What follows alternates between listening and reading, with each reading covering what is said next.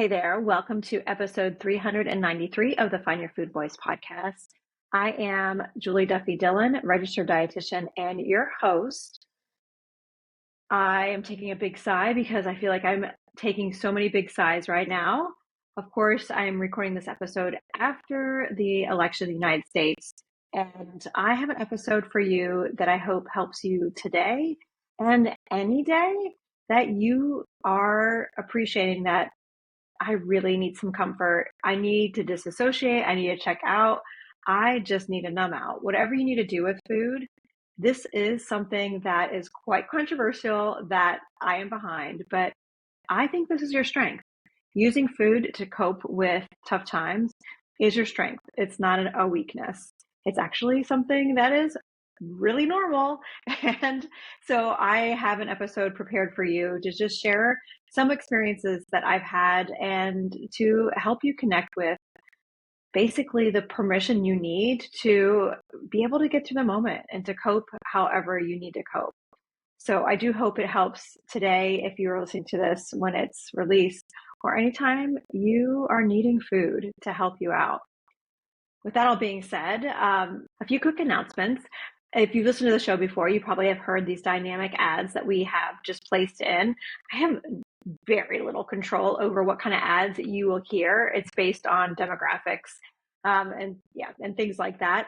I have an ability to make sure you don't get certain ones based on categories. So obviously there's not supposed to be anything on food or weight loss medications, but somehow they are still creeping up. So I apologize. If you need to skip them, you skip them.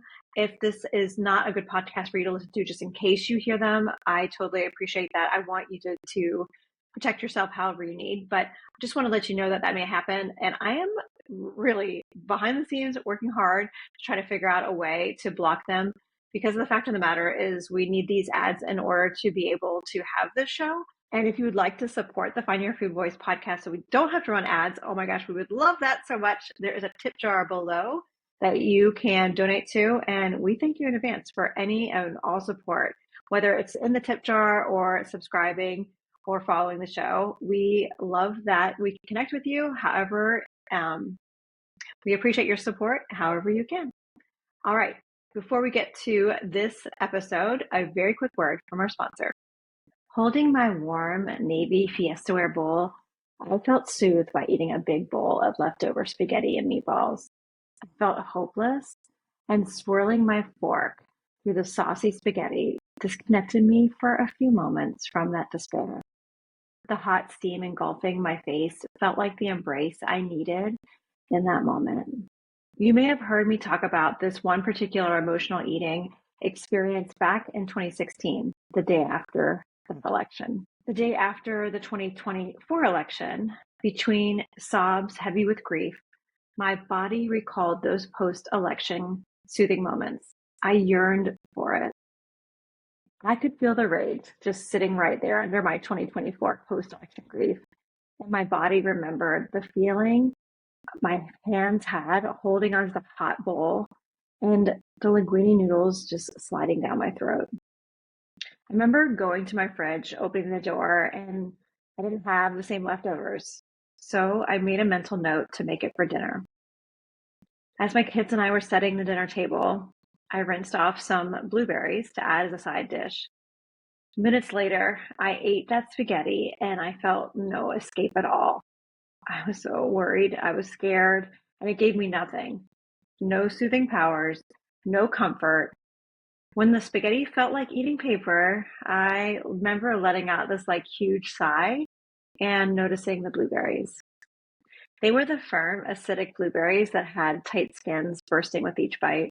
Normally, I prefer the softer, riper berries, but not at this meal. Each blueberry burst affirmed the acid activated in me.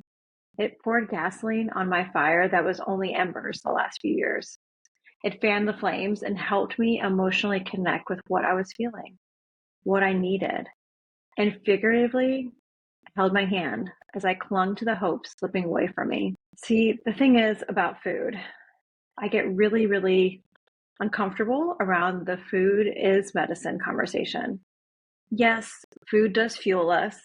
It can be like medicine, especially if we haven't eaten enough. Calories give us energy to think, play, and move about. Calories also wiggle our GI tract to digest. They give us energy to move our diaphragm to help us breathe. Without eating enough, we do run out of fuel. But here's the thing. What I know to be true is that food is so much more than the calories it provides. It's more than medicine. I was eating emotionally the day after the 2016 election and the day after the 2024 election and many, many other days too. That was a part of listening to my food voice. Does that sound shocking to you? I know a lot of people feel uncomfortable with this, but something I have noticed over the last 15 years is that most intuitive eating coaches I see on social media discourage emotional eating. And along the way, this healing methodology has been funneled into eating when hungry and stopping when full. This rigid rule blocks us from normal coping strategies, something that you can access anytime you need.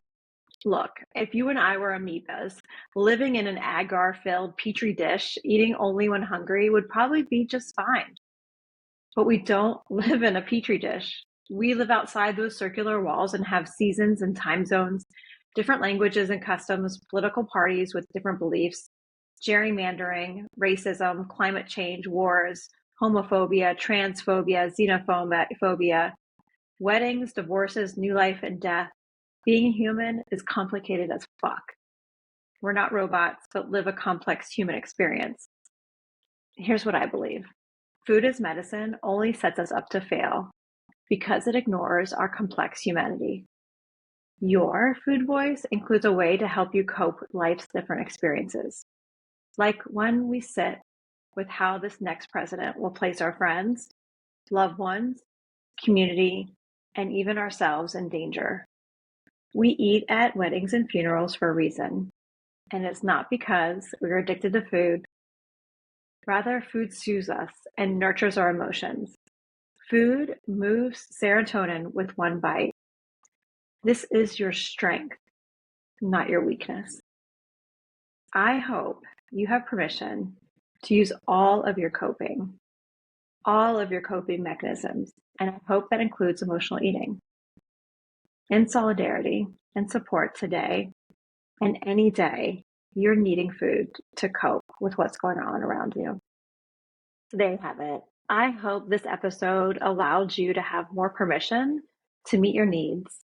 And I hope it helps you to access this healing side of your food voice today and any day you need it. I will be back next week with the rest of the Find Your Food Voice team. We're going to be talking about eating around the holidays. It's a really important episode that we do every year. And I think it's really important, especially this year, to talk about these tough conversations about food and body as we get closer to a lot of the holidays in the United States. Before I sign off, I would love it if you could hit subscribe or follow and stay connected. And until next time, take care.